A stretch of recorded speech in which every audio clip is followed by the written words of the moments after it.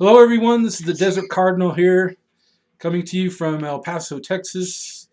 My name is Paul West, and we are on a journey.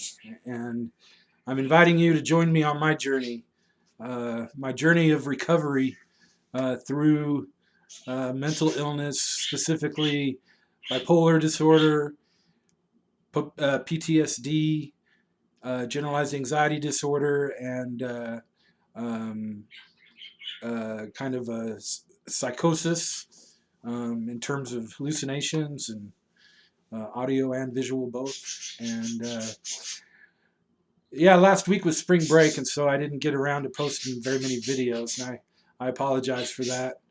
I think now that school's back on, that we should be able to rev back up again and get on some kind of consistent basis of posting videos again. And I really enjoy it. I really have enjoyed the feedback. It's been really a blessing to watch how this thing is kind of evolving. And I thank you guys. Uh, and if you're watching, if you'd subscribe, that would be great. If you don't, that's fine too. If you need to contact me and you would like to start a dialogue with me about any of the things that we've talked about or something else, my email is desertrainbow66@gmail.com. Again, my contact info is desertrainbow, all one word, desertrainbow66@gmail.com. So I think where we left off the other day was I was talking to you about the masks that we wear in terms of fear, and how anger is really um, rooted in fear. And when we start learning the things that we're afraid of, fear of failure, fear of there's people that are have a fear of success, um, fear of financial insecurity, fear of isolation, fear of abandonment, fear of rejection, all those kind of fears. Usually when a person approaches us and they're angry, the anger is usually rooted in one of those fears. And once we find out what those fears are that we do have, um, then we're able to deal a lot more with our anger. And anger is a tough thing with mental illness, and I get so angry sometimes when I see on Facebook these memes that say, um, you know, just uh, just make a choice to be happy today. Happiness is a choice. And that's bullshit when you're suffering from mental illness, because you know what? There's some days that no matter how hard you try, no matter what you do, um, you're not going to be happy. And believe me, I mean, who who doesn't want to be happy? I mean, everybody wants to be happy, and nobody wants to choose laying in a bed all day, contemplating suicide, and haven't had a shower in 3 or 4 days, and so depressed that everything just seems dark and black. Nobody makes that choice. Nobody wants that. And when you're in the middle of that, for someone to say, or you to read something that says happiness is a choice, man, it's just like a knife going through your heart, because it's like, no, no, there's no way I can't do that. You know, and anger, it's the same thing. That no matter how hard we try, we're still going to deal with it on some level, and hopefully through therapy and medication and or whatever your treatment is, whether it's just therapy or my dog is making a bunch of racket right now. Bruno, stop. Um, uh,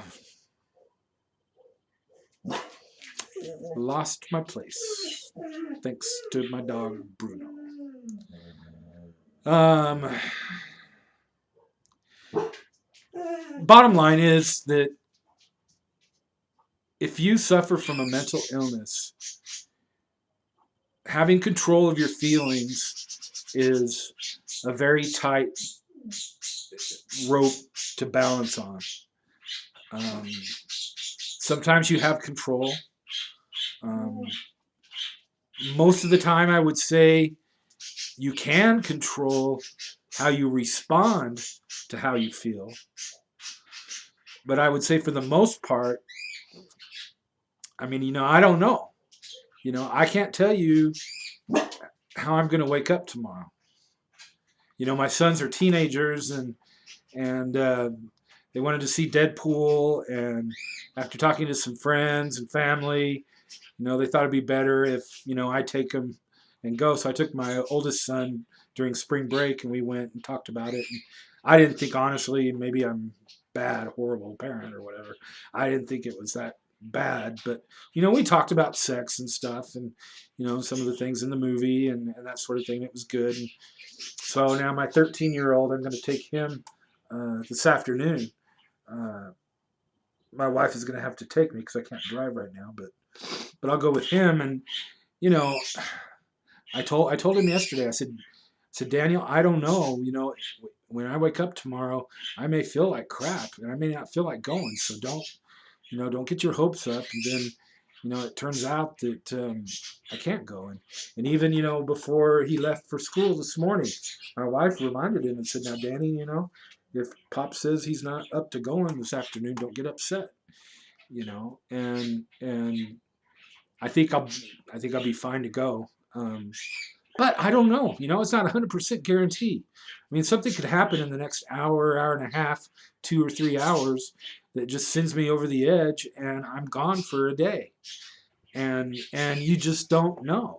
You never can know. For sure.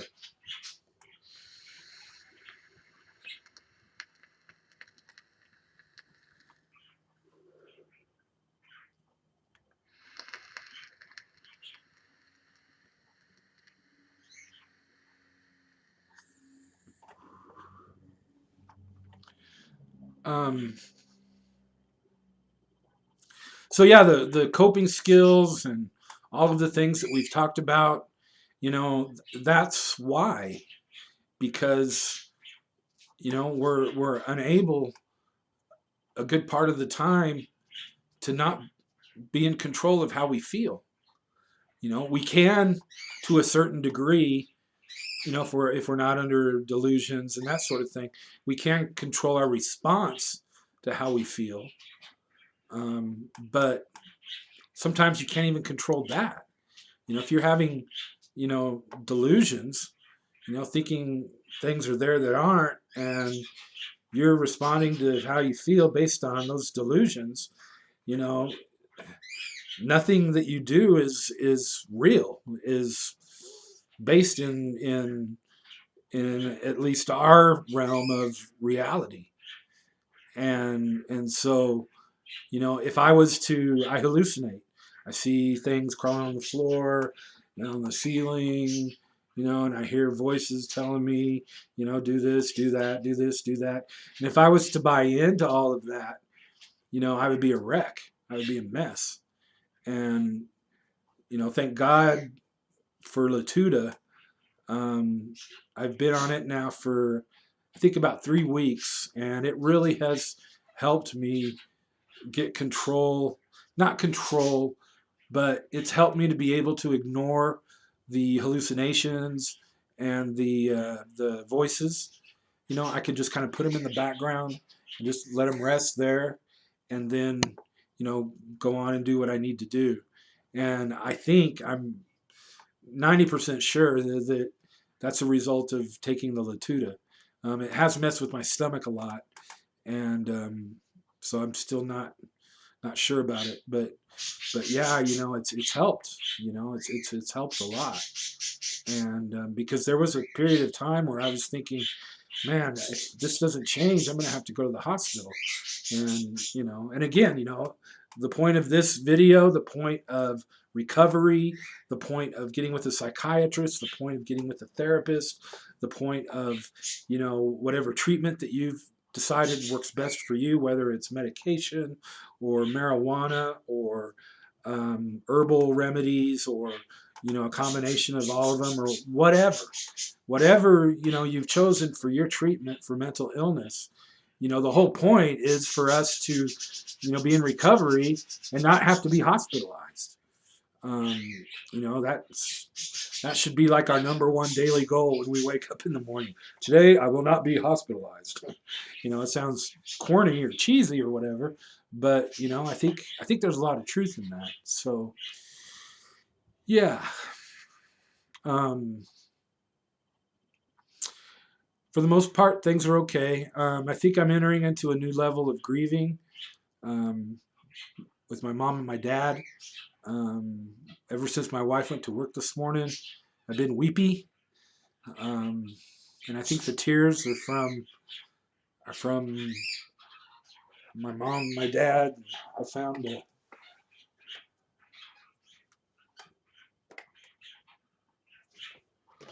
well, I guess I don't have it there. I found a card, an old birthday card. I was going through stuff, throwing stuff away, and I found a birthday card that my dad had written in and my mom had written in. And that was kind of rare. Usually mom would just write, something in the card. Sorry, excuse me. It's like crying and yawning at the same time. That's not pleasant. Um, but my dad had written in there, um, I am so very, very, very, like, 3 times, proud of you. And my mom, she put me too. And I don't know, I saw that card and it broke me.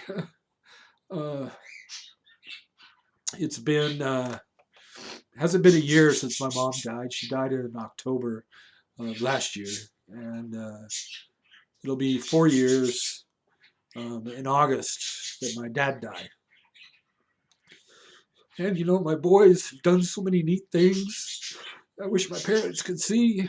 And when my dad died, I wasn't able to fully grieve uh, his death because I was in a manic episode and my family was being jerks to me. And so I had so much going on at that time. I couldn't focus on doing what I needed to do, grieving wise. And so, I just kind of sat on it. And then when my mom died, I kind of opened up the wound left over still from my dad and his death. So it was like double grieving, and I think it's good. It's a good sign that the tears are coming out. They need to. And, um, so that's kind of where I'm at personally right now. And I'll be sure to make sure that I get back to a routine of getting the videos up for you guys. And again, my email is desertpanther66@gmail.com. Desert Rainbow 66 at gmail.com. You guys have a good one, and we'll talk to you tomorrow.